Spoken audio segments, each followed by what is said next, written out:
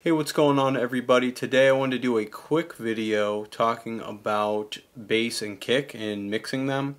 A lot of times what happens when you have a kick drum, especially like a 4 on the floor pattern with a heavy sub bass, you're going to have clashing. So they're both in the low end frequencies and it'll sound really muddy, it'll sound really bad. So you don't really want those clashing. What you want to happen is for the kick to still punch through while the bass sort of sits underneath.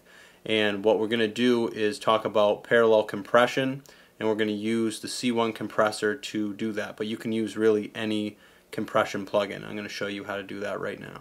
Okay, so we are in Logic right now, and I have this little beat going on, and I did lay down a verse. This is just a random song, and it's kind of got like a Beck sort of feel to it. And let's go over here because this little vocal thing's cool. We'll include that in it. And what we're gonna do is we're going to go to the bass, and that's the thing that you're gonna want to add the compression on, and then you're gonna side chain it. Okay, so I have everything labeled here, which I should really change this to kick 1 to clarify, because I have a second kick that's kind of a little more beefier. Layering drums, very important, side note. But let's talk about side chaining. So what you're going to do is you are going to go in here to whatever compressor plugin you have, and then up here you have the side chain, and then you're going to go to audio. Actually, no, we're going to go to instrument, and then we're going to go to kick 1. So we're side chaining, and what that is going to allow for is the kick to punch through and the bass will not clash with the kick. So you can change the ratio really to whatever you want. Like, this isn't that important, but I usually just do 3:1. That works fine.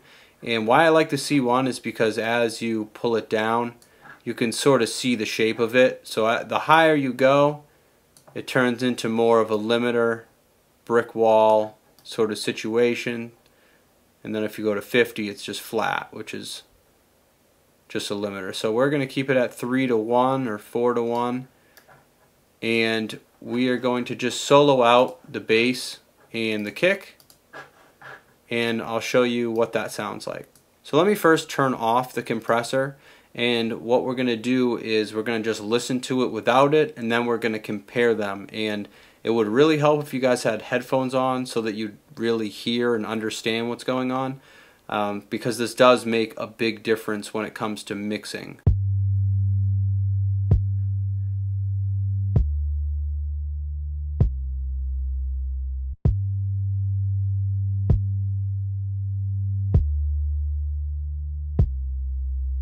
So now what we're going to do is we're going to engage this, and we're going to change the threshold. We're going to drag it down a little bit, and we kind of just do this to taste, and by ear you just want to listen. And what you're listening for is for the bass to duck out of the way while the kick hits, and this is really going to help to have everything sit in the mix properly.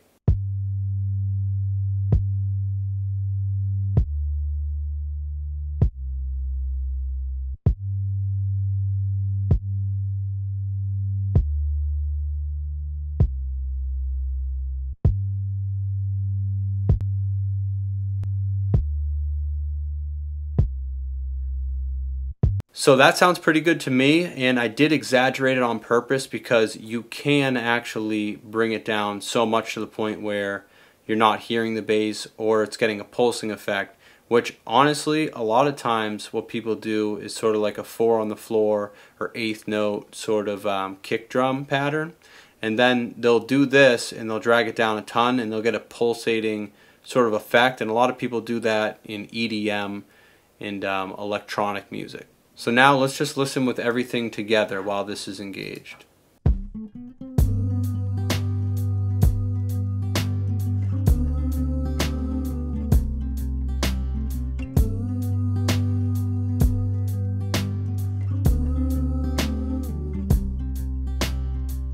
Alright guys, so that's it for the video. I wanted to keep this one really concise and short. It's actually very, very simple, but doing this is going to change the way that everything sounds, because you're not going to have a low end sort of muddiness. And I hope you guys got something out of this video. As always, if you did, subscribe to the channel. Helps out a ton, and I appreciate all the support. So thank you very much. Talk soon.